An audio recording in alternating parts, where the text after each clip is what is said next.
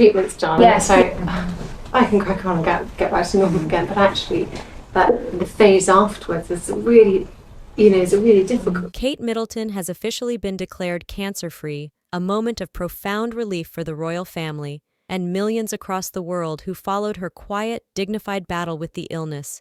But in the very next breath, her doctors delivered a second, far more somber revelation to Prince William, one that left him visibly shaken.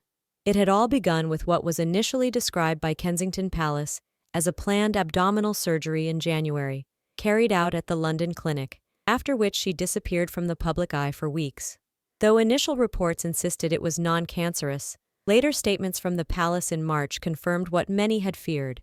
Catherine, Princess of Wales, had been diagnosed with cancer and was undergoing a course of preventative chemotherapy.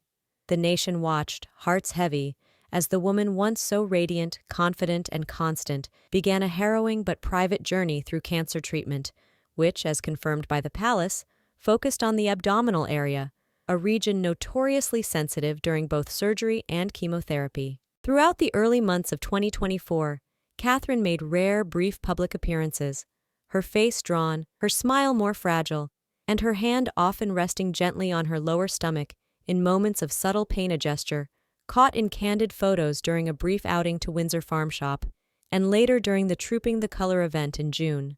Her posture was slightly guarded, her presence delicate, yet undeniably strong. Those who know her said she insisted on walking without assistance, even on the hardest days, determined to show her children and the world that courage is not the absence of pain, but the ability to keep going despite it. After months of chemotherapy and a closely monitored healing process, Catherine's doctors finally declared that the treatment had been successful and that no signs of cancer remained in her body.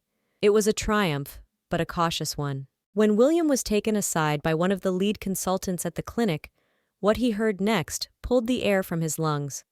Though Catherine was in remission, the doctor explained, abdominal cancer treatments often leave long-term side effects, particularly chronic or spontaneous pain, due to nerve sensitivity, scarring, and internal adhesions from both surgery and the harsh chemical impact of chemotherapy.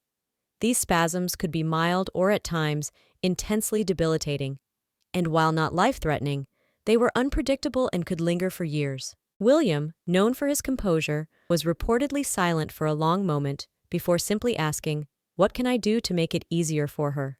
Since that conversation, palace sources say the Prince of Wales has taken swift steps to ensure his wife's comfort, limiting her public duties to only the most essential events, adjusting royal schedules so that she can rest when needed, and planning a series of private family retreats to Balmoral and Sandringham, where she can find peace away from the public eye. At a recent Scouts event, Kate emphasized that nature is a place of balance and healing for both body and mind. She shared that it helped her reconnect emotionally after her cancer treatment. I find it a very spiritual and very intense emotional with nature, but it is so therefore meaningful for me as a place to balance and find a sort of sense of peace and reconnection. Though she has always carried herself with stoicism, this battle has left its mark, and William's protective nature has only grown deeper. Royal watchers have noted the increased warmth and attentiveness between the couple's small gestures, longer glances, a new intensity in the way he watches her from across the room. The nation rejoices in her recovery, but prays quietly that the pain, his cruel reminder of what she has endured, will fade, even miraculously, in time.